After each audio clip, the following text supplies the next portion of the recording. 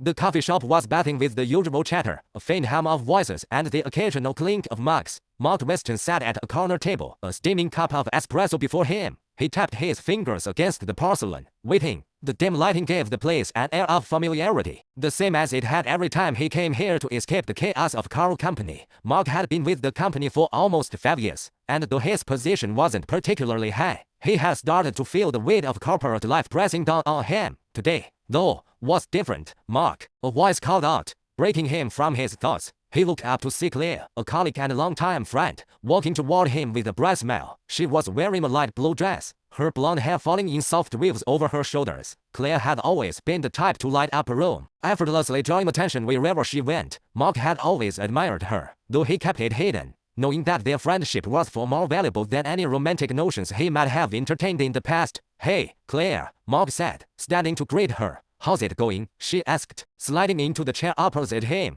Her eyes sparkled with the kind of energy Mark didn't often see in himself these days. "I'm surviving," he replied, offering a half smile. "Another day, another deadline at Carl." Claire laughed lightly. "You sound like you're on autopilot. Are you sure you're not running on fumes?" Mark shrugged, trying to keep his mood light. "Maybe I am. It just feels like things are stagnating. I don't know. The excitement is gone, you know." "Yeah, I get that," Claire said thoughtfully, her fingers playing with the edge of her cup. "But we've been through this before, haven't we? It's always like this before something big happens." Mark raised an eyebrow. "Something big? You're not talking about the new project, are you? Because I'm not sure that's the kind of change we're looking for." Claire's expression softened, and she leaned forward. "No, not just that. You've been feeling this way for months now. You've been talking about how stagnant things are, how everything feels like a routine. But I think something is about to shift." Mark let out a sigh. "I don't know, Claire. You know how it goes, projects come and go, but the grind is always there. Nothing ever really changes. It's just the same old cycle." She nodded slowly, as if considering his words carefully. "I understand, but sometimes change is like a storm. It comes in quietly, and then everything is different. You won't even see it coming." Mark didn't reply right away. Instead, he stared at his coffee, the steam rising from the surface. Maybe Claire was right. Maybe there was something more to what she was saying. But deep down, he wasn't sure he was ready for the kind of change she was implying. His life had always been predictable, safe, but was that enough? Before he could dwell on it further, Claire's phone buzzed on the table, breaking the moment of silence. "Sorry, I need to take this," she said, picking up the phone with an apologetic smile. "It's my boss." Mark nodded, watching as Claire answered the call, her tone shifting instantly to professional. As he sat there, the feeling of restlessness gnawed at him. The world outside the coffee shop window was moving, while he was stuck in place. The weight of his thoughts was almost suffocating, and he couldn't shake the feeling that he was on the verge of something, though he didn't know what. His phone buzzed in his pocket, and he pulled it out to see an email notification from Carl Company. His stomach sank as he clicked open the message. "Mark, please see me in my office at your earliest convenience. I have an important matter to discuss with you." It was from Nathaniel Hayes, the senior VP of operations, the man who held the power to shape careers and lives with a single word. Mark's hands tightened around his phone. Was this it? The moment he had been waiting for or dreading? He glanced up to see Claire handing up the phone, her gaze landing on him with a curious tilt of her head. "Everything okay?" she asked, her expression concerned. Mark exhaled sharply. "I don't know yet. Nathaniel wants to see me. He said it's important." Claire's eyes widened slightly. "Nathaniel, what's going on?" Mark shook his head. "I have no idea." But the way he worded it, he trailed off, unsure of how to finish the thought. Claire reached across the table, placing her hand on top of his in an attempt to offer some comfort. "Mark, whatever happens, you handle it. You've got this." He met her gaze, trying to find the strength she seemed so sure he had. The truth was, he wasn't so confident. Nathaniel Hayes was a man who didn't make appointments unless there was something significant on the table, and knowing his track record, it wasn't likely to be a good thing. "Thanks, Claire," Mark said quietly, his voice between his unease. Claire gave him a reassuring smile before standing up. "Just don't overthink it, okay? Take things one step at a time. You're not alone in this." As she walked away, Mark's mind raced. What if this was the moment everything changed? What if Nathaniel had finally come to talk to him about his future, or worse, to tell him that his time at Carl Company was over? He stood up slowly, finishing his coffee in one swift gulp. It was time to face whatever was waiting for him. The walk to Carl Company's headquarters felt longer than usual. Mark couldn't shake the feeling that something was off. The air seemed heavier, as if it were charged with anticipation. He entered the sleek, modern building, the polished floors reflecting the bright fluorescent lights overhead. He took the elevator up to the top floor, where Nathaniel's office was located. As the doors opened, Mark stepped out into the sterile, almost intimidating hallway. The office door at the end of the corridor was wide open, and Mark could see Nathaniel standing by the window, staring out at the city below. His back was turned, but Mark could feel the weight of his gaze even from this distance. Nathaniel turned as Mark approached, his expression unreadable. "Weston," he said, his voice sharp but not unkind. Mark straightened. "You wanted to see me, sir." Nathaniel motioned to the chair in front of his desk. "Please, have a seat." As Mark sat down, he couldn't help but feel the tension in the room. Nathaniel didn't waste any time. "I've been reviewing your recent performance," Nathaniel began, folding his hands on the desk in front of him. "You've been underperforming, your numbers are down, and I've received reports that your attitude has become." Mark's pulse quickened. "What do you mean, attitude?" Nathaniel raised an eyebrow. "Let's just say you've been distracted lately, and it's affecting your work." Mark's mind was racing, but he managed to keep his voice steady. "I'm doing my best, sir. I've been dealing with a lot of..." "Enough," Nathaniel interrupted. "I don't care about your excuses. What I care about is results, and right now, you're not delivering. Frankly, I'm disappointed." Mark. The words hit him like a punch to the gut. He had been expecting criticism, but hearing it so plainly, so coldly, made it feel even worse. Nathaniel stood up and walked over to the window, his back to Mark again. "I'm giving you one last chance to prove yourself. You'll be working on the new project starting next week. This is your opportunity to turn things around. Don't waste it." Mark's mind was still spinning as he nodded. "I won't, sir." Nathaniel didn't respond, and Mark knew the conversation was over. As he left the office, the weight of the moment settled in. This was the catalyst. This was the moment everything changed. He couldn't go back now. The office had a sterile, almost clinical feel to it. The constant hum of computers, the soft clinking of keyboards, and the low murmur of colleagues going about their business created an atmosphere that was both isolating and impersonal. Mark Weston sat at his desk, staring at the spreadsheet on his screen, but his mind was elsewhere. The conversation with Nathaniel Hayes from the previous day was still lingering in the back of his mind, gnawing at him. He couldn't shake the feeling that something was coming, something big, and he wasn't sure he was ready for it. His phone buzzed, pulling him back to the present. A message from Claire. "Lunch. We need to talk." Mark hesitated for a moment before typing a quick reply. "Sure. Meet at the usual spot." He hit send and leaned back in his chair, his eyes drifting back to the window that overlooked the city. The skyscrapers outside were a constant reminder of the world he had chosen to be a part of, a world of ambition, competition, and cold, hard decisions. He had climbed his way to where he was, but the higher he went, the more fragile the footing seemed. Just then, his phone buzzed again. A calendar reminder. Project presentation 2:00 p.m. Conference room. Mark sighed, rubbing his temples. The presentation was supposed to be his opportunity to redeem himself, to prove that he still had the chops to make it in this unforgiving world. But as he reviewed the details of the project, he couldn't help but feel a sense of dread. This project was a high-stakes venture, the kind that could make or break careers, and he wasn't sure if he was ready for that kind of pressure. The cafe was bustling when Mark arrived, the usual spot where he and Claire met to discuss everything from work to personal life. He spotted her immediately, sitting by the window with a cup of tea in front of her. Her bright blonde hair was pulled back into a loose bun, and she wore a navy blazer over a simple white blouse. Her usual polished look. She waved at him as he walked in, her smile warm and inviting. "Hey, Mark," Claire greeted him, her voice as cheerful as always. "You look like you've been through the ringer already." Mark forced a smile as he sat down across from her. "You could say that. It's been one of those weeks." She raised an eyebrow. "I'm not buying that. Something's off." "What's going on?" Mark hesitated, unsure of how much to reveal. "I had a talk with Nathaniel yesterday." Claire's expression shifted immediately. Her curiosity piqued. "What about?" Mark leaned in, lowering his voice. "He thinks I'm underperforming. He's giving me one last chance to prove myself. And the worst part is,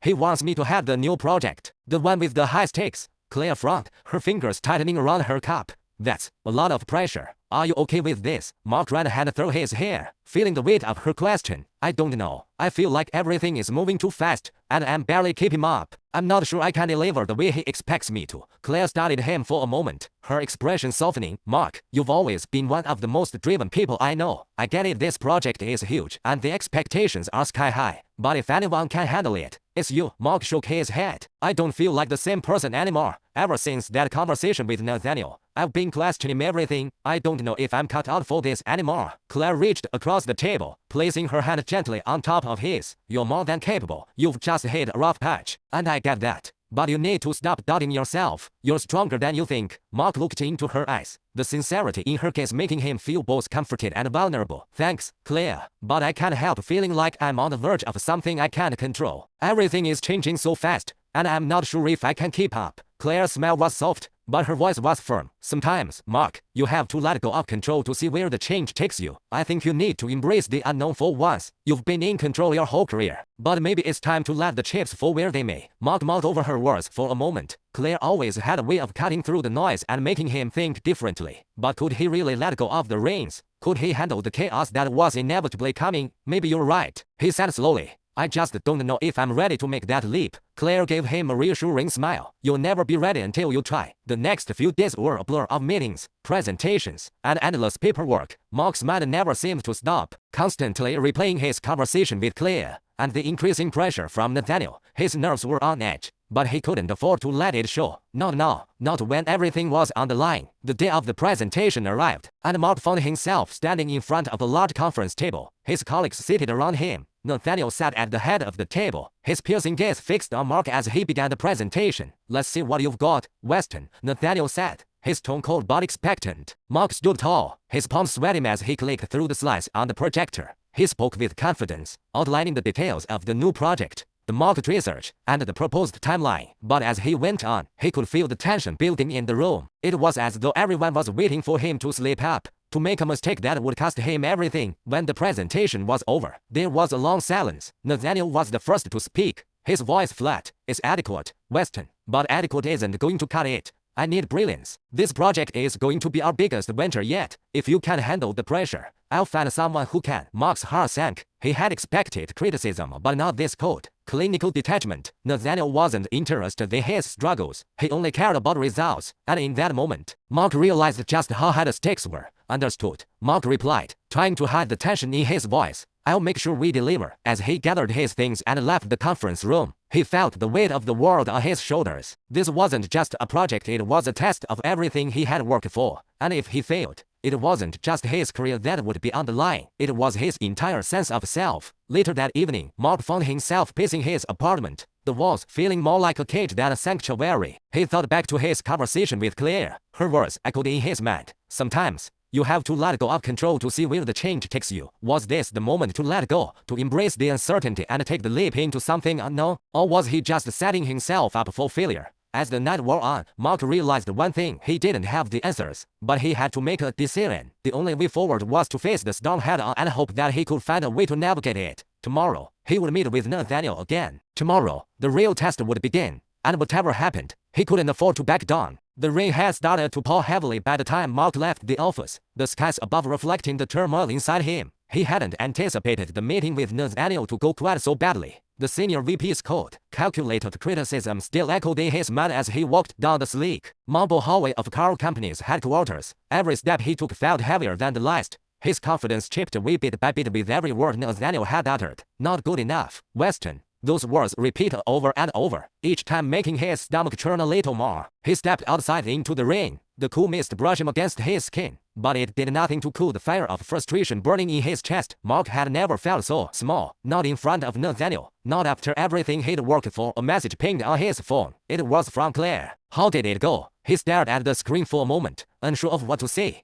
The weight of the failure pressed down on him like a heavy stone, and yet, he knew he couldn't hide the truth from Claire. She would be the one to push him through it, as she always had. It went badly. Nathaniel isn't impressed with my work. He's giving me one last shot with the project, but I'm not sure I can deliver. A few seconds passed before her reply came. I'm sorry, but you will deliver. I know you. Meet me tonight. We need to talk about something. Mark frowned. What did she mean by that? He almost didn't want to ask, afraid that whatever it was would only add to his mounting anxiety. But he typed back anyway. All right, same place as usual. Yes, I'll be waiting. By the time Mark arrived at the cafe, the rain had turned into a downpour, and the streets were slick with water. The usual crowd was nowhere to be seen, save for Claire sitting at the back table, her usual spot. She was looking out the window, her face half lit by the dim streetlights filtering through the rain-streaked glass. He approached slowly, his mind still preoccupied with the day's events. Claire glanced up as he sat down, her eyes immediately assessing his mood. You look like you've just been through a war, she said, her voice light but with an underlying concern. Mark forced a smile, but it felt hollow. Maybe I have been, he replied, his voice edged with exhaustion. I don't know what's wrong with me. Everything's falling apart. Claire didn't hesitate. Talk to me. What happened? Mark ran a hand through his hair, suddenly feeling the weight of the entire world pressing on him. Nathaniel was brutal. He's not happy with my work, and the pressure's only getting worse. He wants results, and frankly, I'm not sure I can give them to him. Mark, you're smarter than this. You've always been smarter than this, Claire said firmly, leaning forward in her chair. What's really going on? Maud met her gaze. I don't know, Claire. I've been working myself to the bone for months, but it's never enough. No matter how hard I try, it's like I'm running in place. And then Nathaniel, he stopped himself, shaking his head. I don't even know if I care anymore. There was a long pause as Claire watched him, her fingers tapping rhythmically on the table. Finally, she spoke, her tone serious. This isn't about Nathaniel, is it? It's about something deeper, isn't it? Mark looked away, staring out the window at the pouring rain. His thoughts felt jumbled, and the last thing he wanted to do was dig deeper into the mess he'd made of his life. I don't know what you mean. I mean, Claire's voice softened. You've been distant, not just from Nathaniel, but from everyone, from me. You've been so focused on proving yourself that you're losing sight of what really matters. You're forgetting why you started this whole thing in the first place. Mark's eyes darkened. I didn't ask for this, Claire. You know that.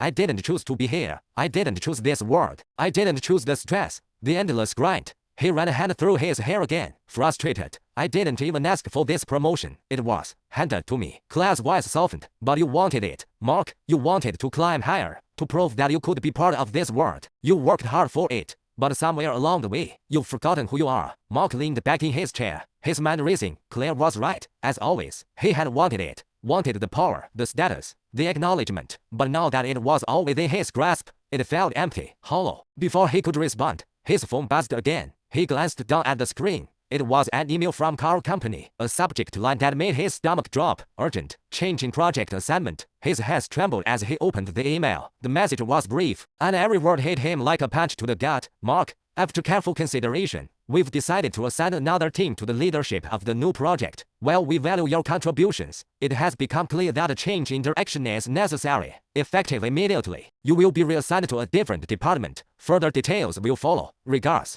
Nathaniel Hayes. Mark's breath caught in his throat. The words were sharp, cutting through him like a knife. His first instinct was to throw his phone across the table, but he couldn't. He just sat there, staring at the screen. The room growing colder by the second. Claire noticed the change in him immediately. Mark, what's wrong? He didn't respond right away. His heart was hammering in his chest, his mind reeling. A part of him wanted to rage, to storm into Nathaniel's office and demand answers. But another part of him, perhaps the part that was already broken, knew that there was nothing he could do. This is it, he finally said, his voice hollow. I'm out. I've been replaced. Claire's eyes widened in shock, but she didn't say anything at first. The silence between them was deafening, filled with the weight of the betrayal. Finally, she spoke, her voice soft but filled with a quiet anger. Nathaniel didn't even have the decency to tell you face to face. He's going to hide behind an email. Mark shook his head, trying to suppress the emotions bubbling to the surface. What's the point, Claire? He doesn't care about me. It was never about me. It was always about what I could do for him. And now that I've failed, he's just discarding me. Claire's expression hardened. He's a bastard, Mark, and you don't deserve this. None of this. Mark's voice was thick with emotion. I don't know what I deserve anymore. I don't know who I am without this job, without Carl, without his approval. Claire's hand reached across the table, gripping his. Mark, you are more than just this job, and you deserve better than this. Nathaniel's not the one who decides your worth. You do. Mark looked at her, his eyes filled with a mixture of frustration and hopelessness. It doesn't feel that way. It doesn't feel like I have any control over anything anymore. The words stung, and for a moment, Claire didn't know how to respond. She just sat there, her gaze soft and understanding, as if trying to give him the space to process everything. Don't let this define you, she finally said, her voice unwavering. You're better than all of this. You just need to remember who you are. Mark looked at her, his eyes searching her face, trying to hold onto her words. But deep down, he knew he was at a crossroads. Everything he had worked for was slipping away, and the question that lingered in the air was whether he could find the strength to rebuild, or if he even wanted to. The early morning sunlight filtered through the blinds, casting long shadows across Mark's apartment. He hadn't slept much the night before, his thoughts spinning like a broken record. He stood by the window, staring out at the city that seemed so distant now. Everything had changed in the span of a few days. His career, his sense of identity, and, most painfully, his perception of his place in the world. He ran a hand through his hair and sighed, a wave of exhaustion washing over him. It wasn't just the failure that gnawed at him, it was the uncertainty of what came next. He had been given everything, and in the blink of an eye, it was all taken away. A knock at the door broke his reverie. He turned, glancing at the clock. It was too early for anyone to be here unless it was Mark. The familiar voice belonged to Claire. She stood in the doorway, a concerned look on her face. She hadn't even given him the courtesy of a warning, just showed up at his door as if she had known he needed her. He forced a smile, stepped him aside to let her in. "Hey, Claire, you're early. I was worried about you," she replied, her gaze immediately searching his face. "How are you doing?" Mark ran a hand through his hair again. He didn't want to answer her truthfully. He didn't want to burden her with the weight of his failure. But something in her eyes, the concern, the understanding made him pause. "I don't know," he finally admitted, his voice rough. "I don't know what to do anymore. It feels like everything's just falling apart." Claire closed the door softly behind her and stepped into the living room, sitting down on the couch. "You want to talk about it?" He sank into the armchair opposite her, his body heavy with exhaustion. He had a million things he wanted to say, but none of them seemed to make sense. The words felt stuck in his throat. He paused, collecting his thoughts. "I thought I had everything figured out. Claire, I worked so hard for this position, for this life, and now I'm just lost. I don't know who I am without it." Claire's expression softened, and she leaned forward, her voice gentle. "You are not your job, Mark. You've worked so hard to get to where you are, but you're still the same person you were before all of this started. This doesn't change who you are. It's just a setback." Mark shook his head. "It doesn't feel like a setback. It feels like I've been kicked down and pushed out." "I know it feels that way," Claire said, her tone understanding but firm. "But you can't let one failure define you. You have so much more potential than just being Nathaniel's right-hand man." Mark let out a bitter laugh. "It's not even about that anymore. It's about whether or not I can keep my head above water. I've been treading water for so long, Claire, and now I'm drowning. Listen to me." Claire's voice was more insistent now. "You are not drowning. You're standing at the edge of something new, something better. But you have to stop looking back at what's been lost. You have to look forward." Mark looked at her, the weight of her words settling over him. She was right, but the future felt uncertain, like walking into fog with no map. "What if I fail again?" he asked, his voice quiet. "You won't, but if you do, it won't be the end," Claire replied, her eyes steady and confident. "You get back up and try again. That's the only way forward. You can't keep running from this." Mark closed his eyes for a moment, trying to push the weight of doubt out of his mind. The storm that had been raging inside him for days was still there, but Claire's presence was like an anchor. She had always been that way, steadfast and unyielding. Even when he felt like he was losing everything, she was the one person who didn't make him feel like he was alone. He stood up abruptly, pacing the room. "But where do I start? How do I fix this? I've messed up so many things already. Claire, I don't even know where to begin." "You start by taking responsibility," Claire said calmly. "You own what's happened, and then you move forward. Don't worry about the end result right now. Focus on the next step." Mark stopped pacing and turned to face her. "And if the next step is a mistake, then you learn from it. You will make mistakes, you know that. But you don't stop just because of that." Mark sat down next to her on the couch, feeling a wave of emotion he hadn't expected. "I don't know how to be that person anymore, Claire. The one who keeps fighting, even when everything's falling apart." Claire placed a hand on his shoulder, her touch warm and steady. "You are that person. You always have been. And I believe in you." The next few days passed in a blur, but Mark slowly began to take Claire's words to heart. He couldn't change what had happened at car company, but he could take control of what happened next. It wasn't easy. Every step felt like wading through thick mud, and he could feel the weight of the failure pressing down on him. But Claire was right, he couldn't keep dwelling on the past. He had to move forward. He reached out to a few old contacts, some of whom he hadn't spoken to in years. It was a long shot,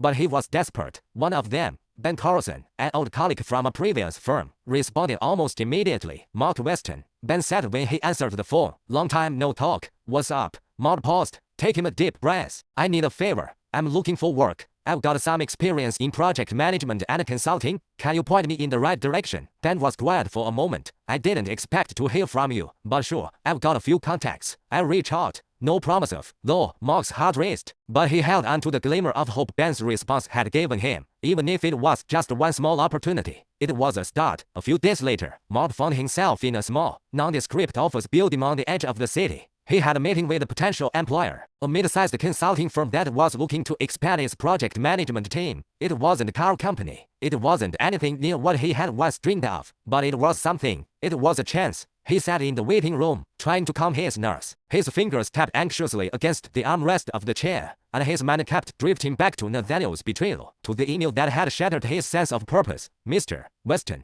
He stood up, his heart pounding as he followed the assistant down a narrow hallway. The office was small but well kept, with a few potted plants near the window and a large desk cluttered with papers. A woman in her early 40s stood behind the desk, looking at him expectantly. "Hello, Mr. Weston," she said, extending a hand. "I'm Allison Moore. I hear you're interested in the project manager position." Mark shook her hand. trying to steady his breath. Yes, I am. Thank you for taking the time to meet with me. She gestured to the chair across from her. Please, have a seat. Let's talk about what you're looking for. As they talked, Mark could feel a shift inside him. For the first time in days, he wasn't thinking about what he had lost. He was thinking about what he could gain. Maybe this wasn't the tree he had once enlightened, but it was a start. It was an opportunity to rebuild, to prove that he could still be valuable. By the end of the meeting, Mark had a glimmer of hope in his chest, a feeling he hadn't allowed himself to have in weeks. No, this wasn't redemption, not yet, but it was the beginning of a new path, one step forward. The crisp morning air was sharp against Mark's skin as he stepped out of his apartment, his eyes scanning the bustling street before him. It had been weeks since he'd left car company, and the weight of that decision still sat heavily on his chest. Yet, there was something different today. There was purpose in his stride, a determination he hadn't felt in a long time. He had a meeting with Alison Moore at the consulting firm this morning. After several rounds of emails and phone calls, she had finally offered him a more formal position, a junior project manager role. It wasn't exactly what he had hoped for, but it was a step up from what he'd been doing before, and right now, a step forward was exactly what he needed. As he approached the office building, the familiar sense of unease crept into his chest. The last time he'd walked into an office like this, it was car company. The difference, of course, was that he'd walked in as a leader than someone with power, someone with a name. No, he was just another candidate vying for a chance, hoping for an opportunity. He couldn't help but feel the sharp sting of his fall from grace. But Claire's words echoed in his mind. You are not your job. Taking a deep breath, Mark straightened his shoulders and walked into the building. The lobby was sleek and modern, its polished floors gleaming under the bright lights. He felt out of place, but he pushed that feeling down, reminding himself that he was here for a reason. He had earned this. The receptionist greeted him with a smile. Good morning, Mr. Weston. Miss Moore is expecting you. Right this way. Mark followed the assistant down a corridor lined with glass-walled conference rooms. He was escorted into a small meeting room where Alison Moore was already waiting for him, her blonde hair neatly tied back and her dark blue suit giving her an air of quiet authority. She stood up as he entered, offering a warm but professional handshake. Mark, it's good to see you again, she said, motioning for him to take a seat. I trust the commute wasn't too bad. It was fine, thank you, Mark replied, sitting down across from her. His nerves were a little on edge, but he tried to keep his posture relaxed. I appreciate you taking the time to meet with me again. Of course, she smiled, flipping open a folder in front of her. I've gone over your resume again, and I must say, your background is impressive. Your time at car company is certainly notable, even if the circumstances were less than ideal. Mark couldn't help but flinch at the mention of car company. He had grown used to the words less than ideal, but they still stung. He forced himself to nod. Thank you. It's been a tough few months, but I'm ready to move on. I'm excited about the opportunity here. Alison's eyes softened slightly, and she leaned forward. I understand. You've clearly had some difficult experiences, but that's not necessarily a bad thing. We're looking for someone who can bring fresh perspectives, someone who can learn and grow with us. I think you'll fit in well here. Mark felt a flicker of hope rise in his chest. She was right, he was different now. The person he was before, the confident, arrogant man who thought he had it all figured out, was gone. In his place was someone who understood the value of hard work, humility, and second chances. Thank you, he said again, his voice steadier this time. I'm looking forward to contributing in whatever way I can. She nodded. That's exactly the attitude we need. Now, let's talk about the role. It's a junior project manager position, but we offer plenty of room for growth. You'll be working directly with some of our senior team members, but I want to make it clear that this isn't going to be easy. You'll have to prove yourself all over again. Are you ready for that? Mark didn't hesitate. Yes, I am. Good. Alison smiled, her expression approving. We'll get started with the probationary period. I think you'll do just fine. I'll have HR send over the official contract, and we can get you started by next week. Mark walked out of the building an hour later, a sense of relief washing over him. The contract was in his bag, and his future, uncertain as it was, felt a little less overwhelming. He couldn't believe he'd actually made it this far. After everything that had happened at car company, he had feared he might never find his footing again. But now, there was a glimmer of light at the end of the tunnel. His phone buzzed in his pocket, pulling him from his thoughts. It was a text from Claire. How did it go? He smiled, typing back quickly. I got the job. A moment later, she replied. I knew you would. I'm so proud of you. He felt a warmth spread through him at her words. He didn't know what he'd done to deserve someone like Claire in his life, but he was thankful every day for her presence. She had always believed in him, even when he couldn't believe in himself. Thank you. I don't think I could have done it without you. Her reply came quickly. You've got this, Mark. I know you do. Mark leaned against the building, looking up at the clear blue sky. The weight of his failure hadn't disappeared completely, but it didn't feel as suffocating as it once had. There was still work to be done, still battles to fight. But for the first time in weeks, Mark felt like he was ready to face whatever came next. Later that evening, Mark met Claire at their usual cafe. She was already sitting at their regular table, sipping her coffee. When she saw him, she stood up and pulled him into a hug, her arms tight around him as if she was sharing in his victory. "You did it," she said softly, pulling back to look him in the eye. "I'm so happy for you." Mark smiled, a genuine, unguarded smile that felt foreign but right. "It's just a small step, but it's a step. Small step. That's a huge step, Mark," Claire said, laughing softly. "You're starting over, and that takes courage. More courage than I think even you realize." He sat down across from her, still feeling the buzz of excitement from the meeting. "It doesn't feel like courage. It feels like desperation. To be honest, desperation is sometimes what drives us to do great things," Claire said. "You hit rock bottom, Mark. No, there's nowhere to go but up." Mark thought about that for a moment. "I guess you're right. It's just hard. You know, the whole time I was at a car company, I thought I had everything figured out, but now I feel like I'm starting from scratch." Claire shook her head. "Starting from scratch is not a bad thing. It means you get to choose your direction. Choose who you want to be. It's not about what you've lost, it's about what you're going to build next." Mark looked at her, his eyes searching her face. There was something about the way she spoke, the way she always seemed to know exactly what he needed to hear, that made him feel like maybe, just maybe, he wasn't as lost as he had thought. "Thank you," he said, his voice quiet but sincere. "I don't think I can ever thank you enough for everything." Claire smiled softly, her eyes warm. "You don't have to. Just keep moving forward." The following weeks were a blur of meetings, deadlines, and adjusting to his new role. There were moments when Mark questioned whether he was truly capable of starting over. But with each new challenge, he grew more confident. The work was difficult, but he found himself thriving in it. The sense of accomplishment he had once found in power and status was now replaced with the quiet satisfaction of knowing he was building something real. One day, as he sat in his office, his phone buzzed again.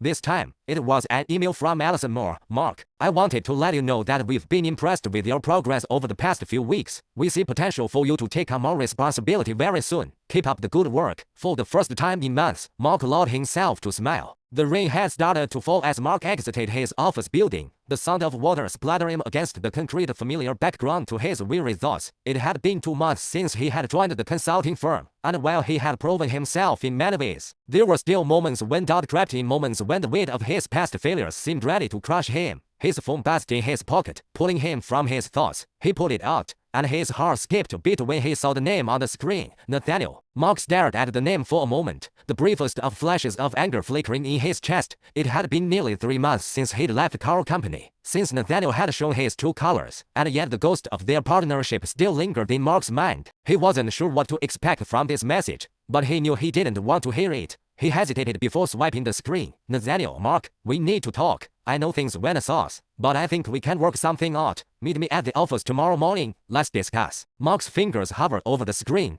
contemplating whether or not to respond. Part of him wanted to ignore it, to walk away from Nathaniel and everything he represented. But the other part of him, still grappling with the feeling of unfinished business, wondered if this was his chance to finally confront the past, to demand some kind of closure. With a sigh, Mark typed out a quick reply. "Mark, I'll be there at 9. The next morning, Mark found himself back at the familiar, imposing glass and steel building of car company. The elevator right up to the top floor felt suffocating, the air inside thick with tension. It wasn't just the memories of the past, but the unanswered questions, the lingering resentment that had never been addressed. When the doors opened, Mark stepped out into the lobby, his shoes clicking on the polished marble floor. He felt like an outsider in this space now, as if the air itself was hostile to his presence. He had worked here for years, but it felt like a lifetime ago. He walked down the corridor toward Nathaniel's office, each step heavier than the last. The door to the office was ajar, and as he approached, he could hear voices inside. Nathaniel was speaking, his tone smooth, as usual, but there was something about it that sounded rehearsed,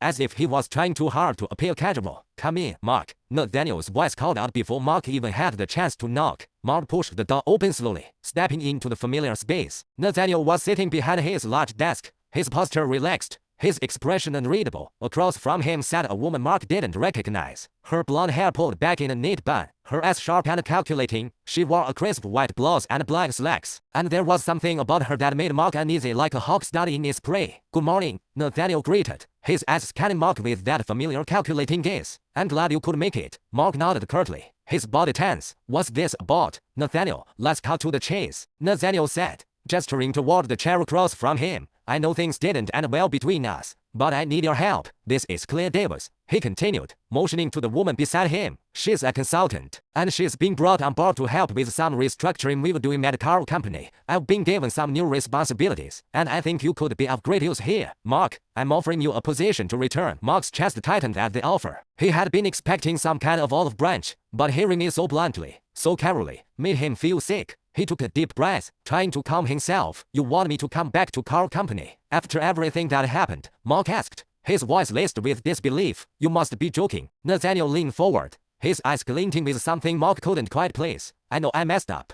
I'm not denying that, but I'm offering you a chance to put the past behind us. Think about it, Mark. This could be a chance for both of us to reclaim what we lost." Mark could feel the anger bubbling up inside him. "What you lost?" he repeated, a bitter laugh escaping his lips. "You've got everything, Nathaniel. You still have your position, your company. What do I have? A chance to call back to the place where I was betrayed." Claire interjected, her voice cold and composed. "Mark, I know this is hard, but you need to think about the bigger picture. We're restructuring our company for the future. There's a real opportunity here for you to get back into the game. Think of it as a partnership, not as a favor. A partnership." Mark shot back, his voice writhing. "You think I can just walk back into this place like nothing happened? Like I didn't spend years of my life giving everything to this company, only to be stabbed in the back?" Nathaniel stood up, his expression hardening. "Mark, you're angry. I understand that. But this isn't just about personal grudges. This is about the future of our company, and I'm offering you a role that could help both of us." Mark's hands clenched into fists at his sides. He wanted to lash out, to yell, to throw everything he had back in Nathaniel's face, but deep down, he knew that wouldn't change anything. He had learned that much in the past few months. If he wanted to move forward, he needed to make decisions based on the future, not the past. "I don't need this trouble," Mark said, his voice steady but firm. "I don't need anything from you. I'll build my own path now, Nathaniel. I've learned to stand on my own, and I'm not going to let you manipulate me into coming back here." Nathaniel's face flickered with frustration, but he quickly masked it with a smirk. "I see. Well, then I suppose you've made your decision." Mark stood tall, his back straight as he walked toward the door. "Yes, I have," he said without turning around. "Goodbye, Nathaniel." He didn't wait for a reply. He walked out of the office, the door clicking shut behind him, and he didn't look back. Outside, the rain had started to pour harder, but Mark barely noticed the downpour as he walked through the parking lot. His breath came in shallow bursts, his mind racing. The conversation with Nathaniel had been harder than he had expected. Part of him still wanted to believe that there was some way to fix things, some way to reclaim the life he had lost at our company. But another part of him knew that the past was never going to let him move forward unless he made peace with it, and walking back into that office would have been a huge step backward. As he reached his car, his phone buzzed again. This time, it was Claire. "How did it go?" Mark took a moment to compose himself, staring out at the rain as he typed out his response. "I didn't go back. It wasn't worth it. I'm proud of you." Claire replied almost immediately. "You made the right choice." Mark smiled softly, feeling a sense of relief that he hadn't expected. He had made the right choice, and for the first time in a long while, he felt like he was in control again. Later that night, as Mark sat in his apartment, he replayed the conversation in his head, trying to make sense of everything. He had made the right decision by walking away, but the confrontation with Nathaniel had stirred up emotions he hadn't realized he was still carrying. Trust had always been at the core of his relationship with Nathaniel, but that trust had been shattered irreparably. And now, all that was left was the knowledge that he had taken a step forward, one that would help him leave the past behind. He wasn't going to let the ghosts of his past dictate his future. Not anymore. The tension in the air was palpable as Mark stepped into the conference room, the sterile white walls and polished glass tables reflecting his anxious reflection back at him. It had been 3 weeks since his meeting with Nathaniel, and though he had walked away from the offer, the temptation lingered like an unresolved itch. He had chosen his path, but the questions, what if I was wrong? What if this was my last chance to reclaim what I lost? Still gnawed at the edges of his mind. Claire had been his anchor, the one person who reminded him every day that the past couldn't define his future, that the decision to leave our company had been the right one. But now, as he prepared for his first real presentation as part of the consulting firm, he couldn't shake the feeling that he was still proving something to himself, something that went deeper than just securing his place in the world of corporate restructuring. "Mark," Claire's voice broke through his thoughts as she stepped into the room, her confident stride and warm smile a stark contrast to his tense posture. She wore a black blazer, her hair pulled back in a sleek ponytail, exuding the same professional energy she always had. "Ready?" He nodded, though his mind was far from calm. He was about to present a no strategy to a high-profile client when that could cement his place in the firm or set him back to square one. He had worked tirelessly on the proposal, burning the midnight oil, dissecting every market trend and competitor move, but it didn't feel like enough. Not when he still had to prove himself to a room full of strangers, to people who didn't know the struggle he had gone through to get here. Yeah, he muttered, offering a faint smile, ready as I'll ever be. Claire studied him for a moment, her eyes narrowing slightly as if sensing the unease beneath his surface calm. She stepped closer, her voice dropping to a more intimate tone. You don't have to be perfect, Mark. You just have to be you. His eyes met hers, and for a brief moment, the noise of the offer seemed to fade away. I just want to get this right, he admitted. I don't want to go backward. You won't, she said softly, resting a hand on his shoulder. You're already moving forward. Just trust yourself. You've got this. Mark let out a breath, trying to release the knot of nerves in his stomach. Thanks, Claire. Claire gave him one last encouraging smile before stepping away, leaving him alone with his thoughts.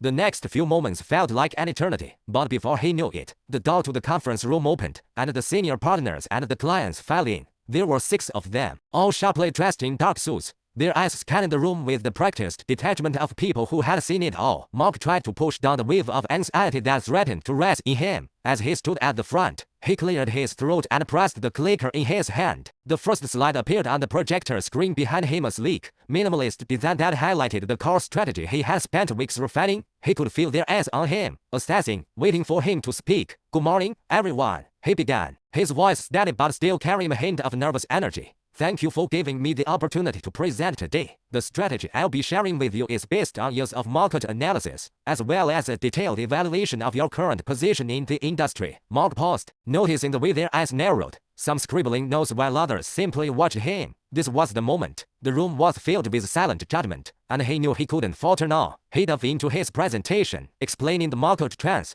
highlighting key opportunities, and laying out a roadmap that would help the client grow within the next 5 years. His words began to flow more easily as he moved through each slide, the confidence growing with every fact he laid down, every piece of data he showed. It was a rhythm he had practiced in his mind countless times, but there was still a part of him that held his breath, waiting for the inevitable questions or criticism. When he finished, he stood still, waiting for the reaction. The room was silent for a long moment, and Mark felt the pressure of their gaze weighing heavily on him. Finally, one of the clients, a woman with short-cropped hair and a sharp, calculating gaze, spoke up. This strategy is comprehensive, Mark, she said, her voice clipped, but it's very ambitious. How do you plan to implement these changes without disrupting the current operations? You're talking about a significant overhaul. Mark swallowed, his mind racing. I understand that is a bold plan, he began, but this is the future of the industry. If you don't act now, the window of opportunity will close. The implementation phase will be gradual, phased over a 3-quarter period, with minimal disruption to operations. We'll begin with pilot programs in key sectors, and then expand based on the results. The woman raised an eyebrow. And you're confident this won't fail? Because if it does, it will cost us a lot. Mark didn't hesitate. I'm confident.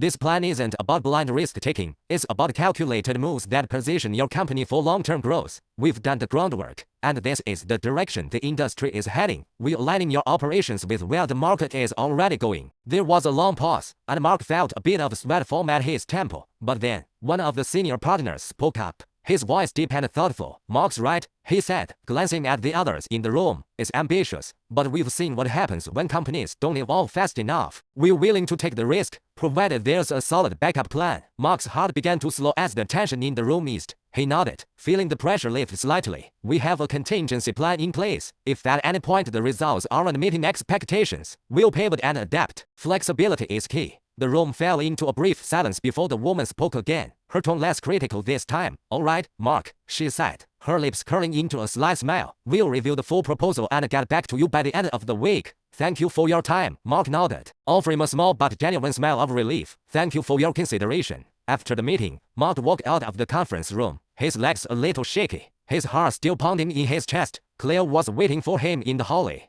her arms crossed over her chest, her expression unreadable. Well, she asked, her voice steady but with a note of curiosity. Mark exhaled slowly, a grin spreading across his face. I think it went well. They seemed to like it. Claire raised an eyebrow. Seems like, Mark chuckled. They're still skeptical, but they're willing to move forward. I'll know for sure by the end of the week. That's great, Claire said, her eyes softening. She uncrossed her arms and placed a hand on his shoulder. You did good in there, Mark. You've earned this. Mark nodded, his smile faltering for a moment as the weight of her words settled in. Thanks, Claire, I really needed that. They stood there for a moment, the hum of the office around them. But in that moment, it felt like the world had slowed. For once, Mark felt like he was exactly where he was supposed to be. The following week, Mark received the email he had been waiting for. The client had approved the proposal. They wanted to move forward with the strategy. It was a small victory. But to Mark, it felt like everything. He had taken a huge risk, stepping away from the familiar world of car company and into the unknown. And now just months later he was beginning to see the results. The weight of his past still lingered, but now it was becoming just that, the past. With each new step forward, Mark was shedding the parts of himself that no longer served him, becoming someone new, someone stronger. Later that evening, Mark found himself sitting across from Claire at their favorite cafe, a celebratory drink in hand. "I couldn't have done it without you," he said, his voice quiet but sincere. Claire smiled, her eyes softening as she raised her glass. "You did all the hard work, Mark. I just reminded you to believe in yourself." Mark clinked his glass against hers. "Well, I'm glad you did." The cafe was warm, the lights soft and inviting, and for the first time in a long while, Mark felt like he had truly started his new life. It wasn't perfect, and it wasn't easy, but it was his, and that was enough. The warm, golden light of late afternoon filtered through the office windows as Mark sat at his desk, his eyes scanning the latest market analysis report. He had spent the last several hours delving into the data, his mind racing as he processed the numbers, trying to make sense of the trends and projections. He had been on a roll lately, his success at the client meeting last week giving him a boost of confidence he hadn't realized he needed. But today, something felt different. The weight of his phone on the corner of his desk, the screen dark but always within reach, seemed heavier than usual. The silence in the room felt like a thick blanket suffocating him. A knock at the door interrupted his thoughts. Mark looked up, surprised to see Claire standing there, her usual confident smile replaced by a more serious expression.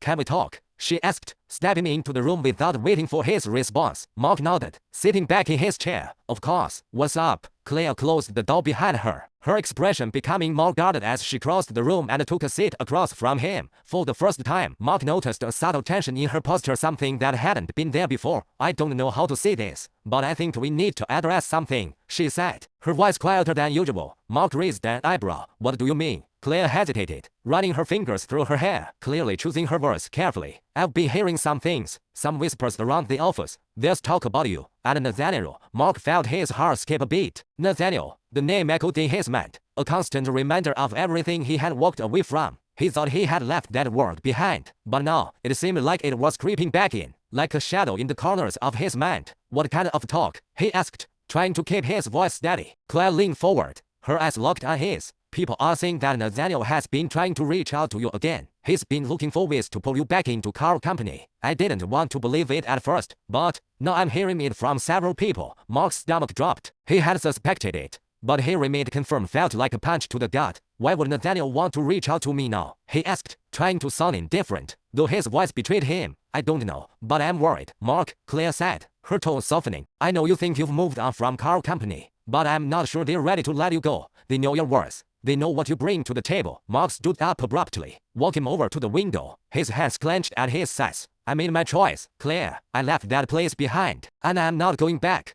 Not for Nathaniel, not for anyone." He could feel Claire's gaze on him, but he didn't turn around. He didn't want her to see the conflict in his eyes, the uncertainty that was starting to bubble up inside of him. He had chosen his path, but the past had a way of clawing at him, trying to drag him back. Claire's voice was quiet when she spoke again. "I believe you, but what if Nathaniel is trying to offer you something different, something that feels more like the opportunity you've been waiting for?" Mark spun around, his frustration rising. "I don't need him or car company. I don't need anything from them. Do you understand that?" "I do," Claire said, standing up and walking toward him, her eyes softening with understanding. "But I also know how hard it's been for you to get where you are now. It's not just the clients, Mark. It's about proving to yourself that you don't need them, that you're better off on your own. I just don't want to see you get hurt again." Mark let out a harsh laugh, his emotions swirling. "I'm not the same person I was before. I learned the hard way what people like Nathaniel are capable of." He paused, his gaze flickering to the phone on his desk. The temptation was there, the faint hum of possibility just beyond his reach.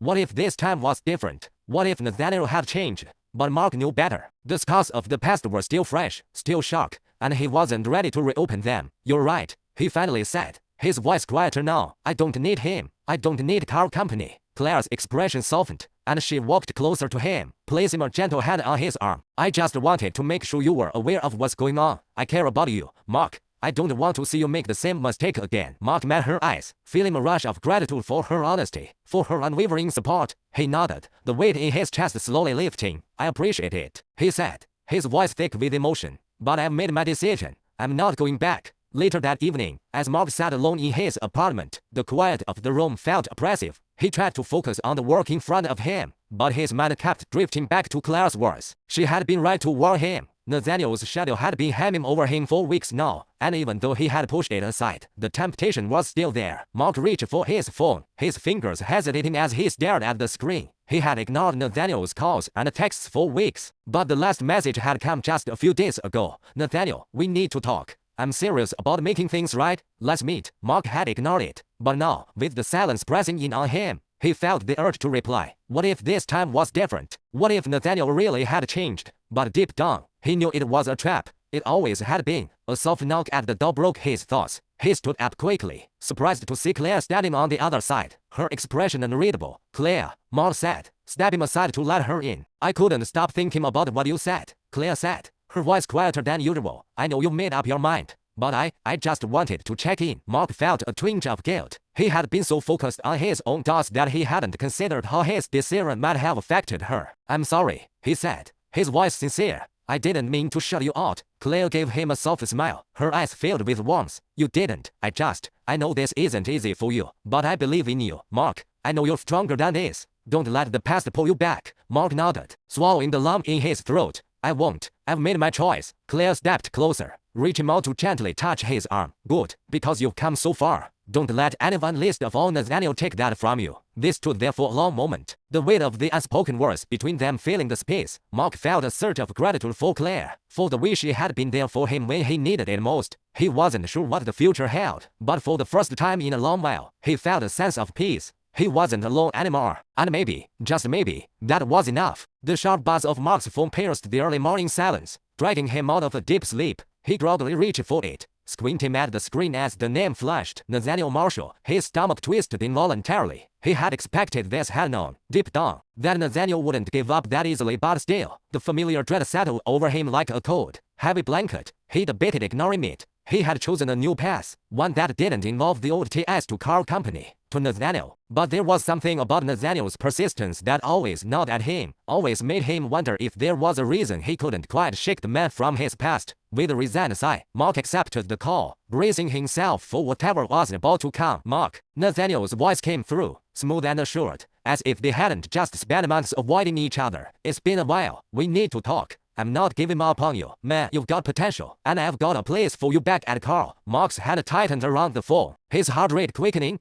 He had expected this offer, but hearing it again, the same page wrapped in the same empty promises, stirred up old frustrations. The memories of his time at Carl Company, the power games, the manipulations, it was all still too fresh. He had walked away from it all for a reason. I'm not coming back, Nathaniel, Mark said firmly, his voice cold but controlled. I've moved on, you know that. Nathaniel was quiet for a bit, as if weighing his next words. I get it. I really do. But think about it. What you've built so far, it's just the beginning. With Carl Company behind you, you could go farther. You could do more. There's a big opportunity at the table, Mark, one you're not going to get anywhere else. Mark felt the familiar pull of temptation, like a whisper in his ear. You've worked so hard. Don't throw it all away now. Think of what you could have, what you could be. The doubt started to creep in, but he shoved it away. I don't need Carl Company to succeed, Mark replied, his voice firmer now. I've got everything I need right here. There was a silence on the other end of the line, and then Nathaniel spoke again, softer this time. I'm offering you a chance, Mark. I don't think you realize how big this could be for you. Don't let your pride get in the way. Don't make the same mistake you did before. The words stung more than he expected. Pride? Was that what Nathaniel thought this was? Mark's grip on the phone tightened. It's not pride. It's about respect. I don't owe you anything anymore, and I'm not going to sell myself out again. I didn't think you were like this, Nathaniel said, the hint of disappointment in his voice cutting through the air like a knife. You used to understand, Mark. This is about legacy. It's about power. I've learned to live without that, Mark replied, his voice low and steady, and I'm not going to let you manipulate me into going back. So, no, I'm done. The line went silent again, and for a moment, Mark thought Nathaniel might have hung up. But then, Nathaniel's voice came again, this time softer, almost conspiratorial. All right, you're making a mistake, but don't say I didn't warn you. The line clicked, and the call ended abruptly. Mark sat there for a long moment, staring at the phone in his hand. He had made his decision. He had to believe that. But there was a gnawing feeling in the pit of his stomach, an unsettled sense that Nathaniel's words weren't just empty threats. There was something more at play, something that Mark couldn't quite see yet. Later that day, Mark found himself walking the streets of the city, trying to shake off the lingering tension. The sun was starting to set, casting a warm glow over the busy streets, but his mind was elsewhere. Claire had suggested they meet for coffee, and despite his initial hesitation, he had agreed. He needed her perspective now more than ever. He reached their usual cafe and pushed open the door, the warm scent of fresh coffee filling the air. Claire was already sitting at their usual table, her eyes scanning her laptop.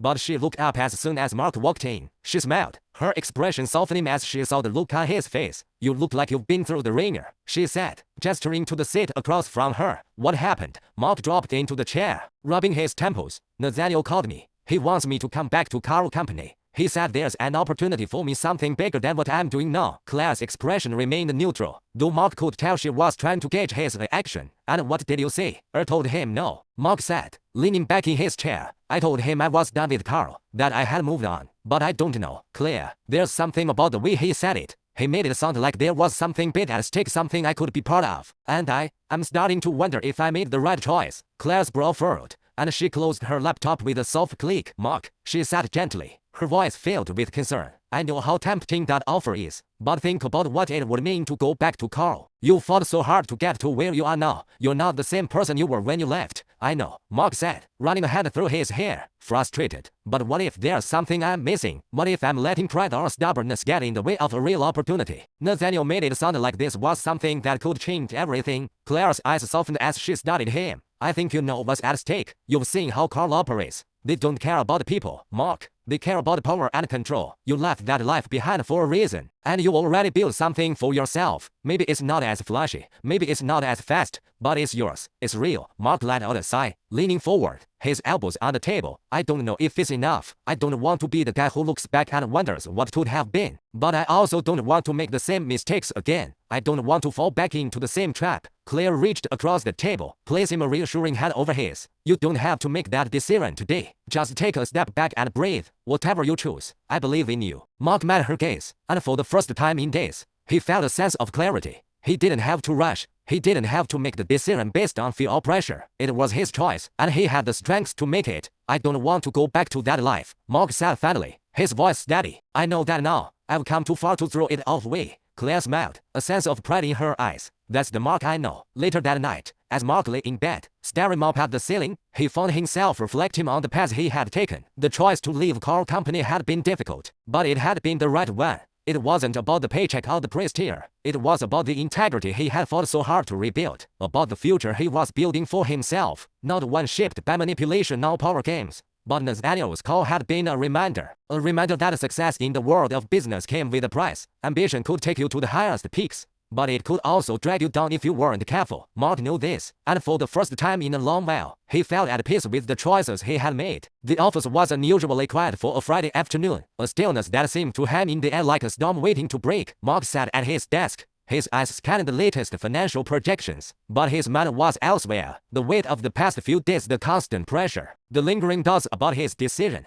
and the subtle threat of Nathaniel's persistence was beginning to take its toll. The rhythmic tapping of keyboards and the hum of low conversation from his colleagues barely registered in his mind. Everything felt distant, muffled. He had been running on autopilot for the last week, going through the motions, pretending to focus, pretending everything was fine. But the truth was, it wasn't. A soft knock on his office door snapped him out of his thoughts. Mark looked up, surprised to see Claire standing there, her usual bright demeanor replaced with something more serious. Her brow furrowed in concern. "Can I come in?" she asked. "Why, it's quieter than usual." "Of course," Mark replied, motioning to the chair across from him. "What's up?" Claire stepped into the room and closed the door behind her, her footsteps deliberate as she crossed the space between them. There was a certain tension in her movements, something that made Mark's chest tighten as he watched her. He could already tell that whatever she had to say, it wasn't going to be easy. She sat down across from him, her gaze locked onto his with a sense of urgency. "I know something's been bothering you," she said, her voice calm but filled with an underlying concern. "You've been distant all week, Mark, and I can tell it's not just work. I've seen the way you've been handling things. It's like you're pushing something down, like you're trying to ignore it." Mark leaned back in his chair, running a hand through his hair. "I'm fine, Claire," he said, his voice a little too forceful. "Just tired. You know how it is." She didn't buy it. Her gaze sharpened, No, I don't know how it is. And I don't think you do either. If you keep pretending like you're fine when you're clearly not. Mark's jaw clenched. Frustration creeping up his spine. He hadn't wanted to talk about it, not yet.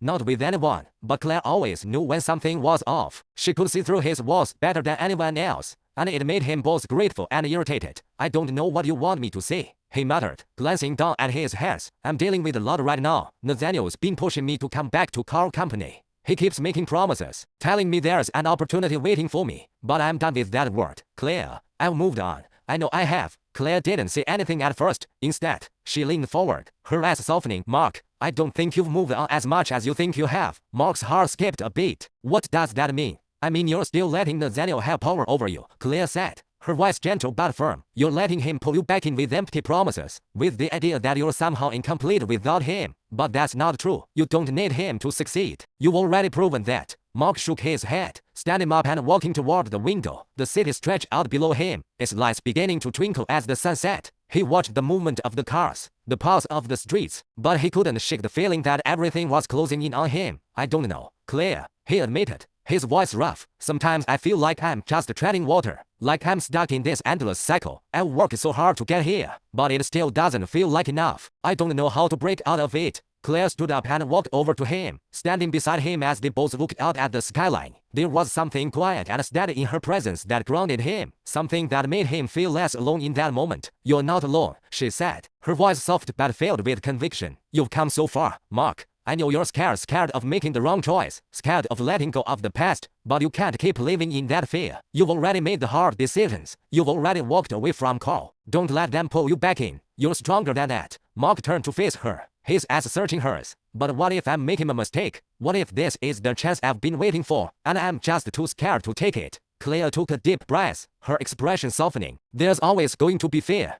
but the question is, what are you going to do with it? You've got the power to choose your own path, and right now, that means saying no to Carl, no to Nathaniel. It means believing in yourself. The sincerity in her eyes hit him like a wave. He had been so caught up in the pressure of the past, in the noise of the world around him, that he had forgotten the most important part, believing in himself. He had come this far without Nathaniel, without Carl Company. He didn't need them. He never had. You're right, Mark said, the words coming out with more clarity than he had felt in weeks. I've been holding on to something that isn't real anymore. I've been chasing something I don't even want. I'm not going back. A small, relieved smile tugged at Claire's lips. I'm glad to hear you say that. That night, Mark went home to his apartment, the weight of the decision finally starting to lift. He sat down at his desk, staring at his phone for what felt like an eternity. Nathaniel's name still appeared on the screen, the old temptation mocking him with his unspoken promises. For a moment, Mark considered sending a message just to clear the air, to make it final. But then, he thought better of it. What was there to say? I'm not coming back. Nathaniel had already heard it 1,000 times before. Instead, Mark stood up and walked to the kitchen, pouring himself a drink, his thoughts racing. He had made his choice, but it wasn't just about saying no to Nathaniel or Carl Company. It was about saying yes to himself, saying yes to the path he was carving, even if it wasn't the easiest one, even if it didn't come with instant rewards or shiny accolades. Mark's phone buzzed, snapping him back to the present. He glanced down and saw a text from Claire. Claire, you made the right choice. Trust me, it's worth it. You're going to be okay. A sense of peace settled over him, and for the first time in what felt like forever, Mark allowed himself to relax. It wasn't just about getting things right, it was about embracing the uncertainty and knowing that he could handle whatever came next. He wasn't defined by Carl or Nathaniel. He was defined by what he chose to build for himself. The next morning, Mark arrived at the office early, the weight of the decision from the previous night still fresh in his mind. He could hear the low hum of the building coming to life, employees trickling in, their voices merging into familiar buzz of activity. But Mark felt different. He was no longer caught in the tug-of-war between his past and present. As he sat down at his desk, his eyes briefly flickered to the inbox, where there was an email from Nathaniel, a final offer. Let's talk. I'll be waiting. Mark took a deep breath and clicked it open, typing a response before he could overthink it. Mark, I've made my decision.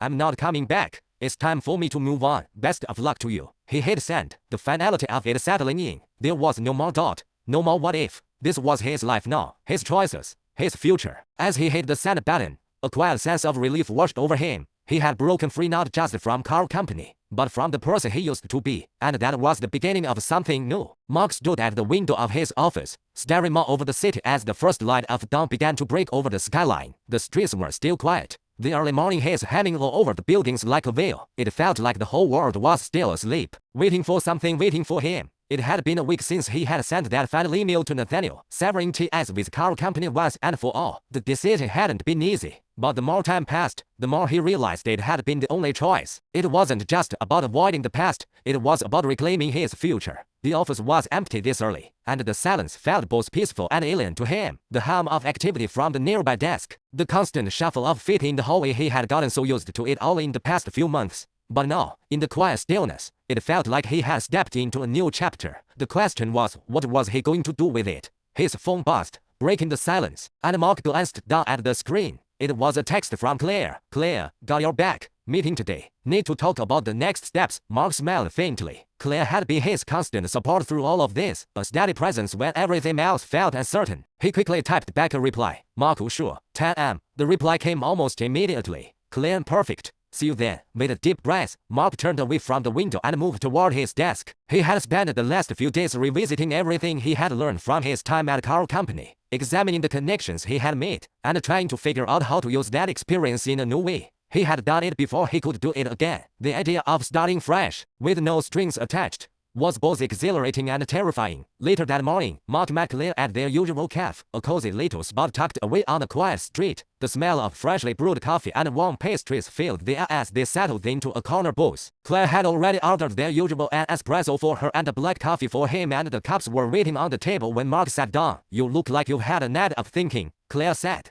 her eyes studying him with the same knowing look she always had. Don't tell me you didn't sleep again. Mark chuckled, though there was a tiredness in his voice. You know me too well. But yeah, I've been up for a while, just thinking about what comes next, I guess. Claire raised an eyebrow, her fingers tapping rhythmically against her cup. Well, I'm dying to hear your thoughts. You've been pretty quiet about what you're planning, Mark sighed, leaning back in his seat as he let the silence linger for a moment. There was so much he wanted to say, so much he needed to work through, but it all seemed like too much to put into words, especially when he wasn't sure himself. I guess I'm trying to figure out what kind of business I want to build, Mark said slowly, his gaze fixed on the steam rising from his coffee. I've got a solid foundation with the tech startup, but there's this pressure to scale it, to grow it into something bigger. I don't know if that's what I want anymore, though. Claire nodded thoughtfully, her lips pressing together in a small frown. I get that. You've got a lot of options now, but you don't have to make those decisions right away. The last thing you want is to rush into something that doesn't feel right, just because you think it's expected of you. Mark looked up at her, his eyes heavy with the weight of the question that had been haunting him for days. What if I'm not enough on my own? What if I need something bigger to prove that I made the right choice? I've spent so long chasing after success, and now that I've stepped away from everything, it feels like I'm falling behind. Claire leaned forward, her expression serious. Mark, you're not falling behind. You're building something real, something that's yours. You didn't leave Carl to start another version of the same thing. You left because you wanted something different, and that's exactly what you're building now, something that's true to who you are, not who anyone else wants you to be. Mark let her words sink in. A quiet breath escaping him as he felt the familiar tension in his shoulders ease just slightly. He had spent so much of his life trying to prove something to himself, to Nathaniel, to everyone around him. But now that the pressure was gone, he realized that maybe, just maybe, he didn't have to keep running. Maybe he could build something from the ground up, slowly, on his terms. What if it's not enough? Mark asked, his voice quieter this time, almost to himself. What if I can't make it work? What if I fail? You won't, Claire sighed, her voice unwavering. I know you, Mark. You've been through too much to give up now, and even if it's hard, even if it's not easy, I know you'll make it work. You don't have to prove anything to anyone but yourself. Mark met her eyes, and for the first time in weeks, he felt something shift inside him. There was no more fear, no more doubts,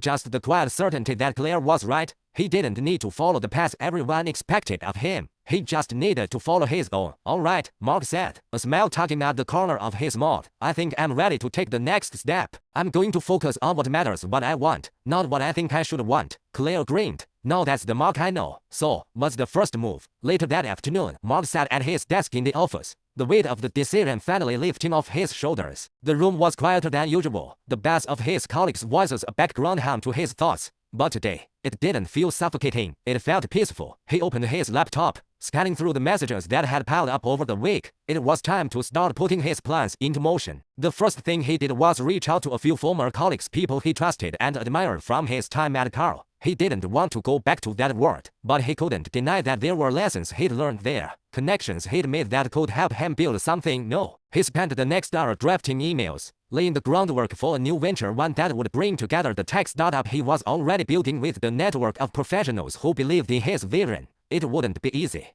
but it would be his. When Claire walked into his office later, she raised an eyebrow at the sight of the piles of papers and the intense focus on his face. I take it you're not just doing a little daydreaming anymore. Mark looked up, a grin spreading across his face. Nope, this is happening. It's time to build something real. Claire's smile widened, her eyes sparkling with pride. I knew you had it in you. So, what's the plan? What's the next step? Mark leaned back in his chair, the excitement building in his chest. We're starting small. I'll reach out to a few investors, and I'm going to focus on the core of the product. But this time, it's going to be different. I'm not going to chase after the shiny things. I'm going to build something sustainable, something that lasts. Claire nodded, clearly impressed by his resolve. You've got a good head on your shoulders, Mark. I think this time, you'll do it right. Mark paused, feeling the weight of her words. For the first time in a long while, he felt like he was on the right path. His path. It wouldn't be easy. It would take time, sacrifice, and a hell of a lot of work, but he was ready. He had made the decision. He was no longer bound by the expectations of the past. This was his future, and he was going to build it on his terms.